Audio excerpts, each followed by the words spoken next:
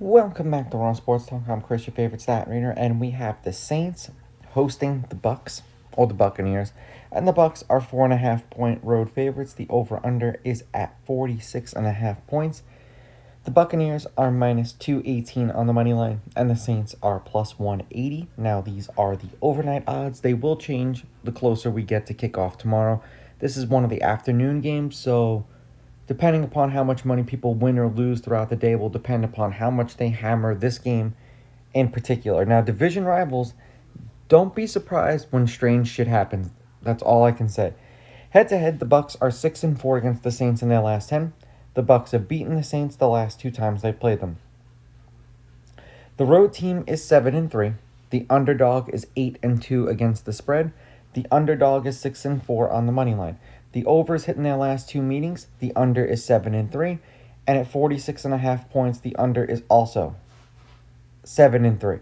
So, like I said, division rivals, bad team, good team, shit happens. They played twice last year, obviously. The Buccaneers won both games. 51-27 in New Orleans, 27-19 in Tampa. So, one was an ass whooping, one was not. Weather will not be a factor because of the dome. The Buccaneers are coming off a loss in which I thought that they were going to be a lot more competitive in that game against the Lions than they were. They're 2-2 in their last 4. The games they won were the games they covered. 56 points, 73 points, 49 points, and then 33 points. 6-point loss to the Eagles, didn't cover. 3-point win over the Seahawks. 11-point win over the Niners. They covered both of those games. And then a 15-point loss to the Lions.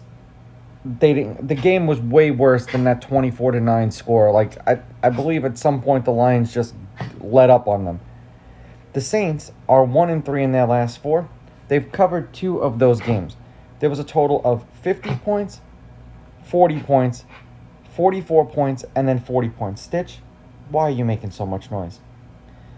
12-point loss to the Bills. They covered. They beat the Giants, and I'm not going to say that's going to be their only win on the season because they may beat someone else at the end of the year who's resting their starters and all that kinds of crap. But right now, you're looking at the Jets at 0-7. Was that a good victory? Probably not. Then a 6-point loss to the Patriots and a 12-point loss to the Bears. The under has hit in the last 3 games that the Saints have played. As far as the stats are concerned, on the season, the Buccaneers average 252.8 yards passing per game, which is 8th, 99.6 yards rushing per game, which is 23rd, 24.9 points per game, which is 13th. The Saints, 209.9 yards per game passing, which is 24th. Most of it's going to Chris Olave. 100.1 yards per game on the ground, which is 22nd. 17.9 points per game, which is 29th. So bottom 5 in scoring. And I don't really think anyone expected much of the Saints this year. I didn't think they'd be worse than the Dolphins and the Jets, but I thought that they'd be worse than the Dolphins and Jets, but go figure, they're not. Well, no one kind of really expected the Dolphins to be as bad as what they are, but there's a handful of teams you would have expected to be just as bad as them. Defensively, the Buccaneers allow 251.6 per game through the air, which is 23rd, 99 yards on the ground, which is 11th, 25 points per game, which is 22nd.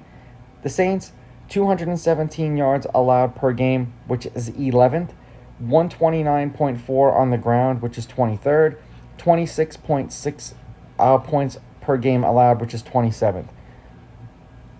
I'm going to take the Buccaneers on the money line. I'm going to take the Saints getting the points, and I'm going to go under. These are just my picks. If you disagree, please go with your gut, and please bet responsibly.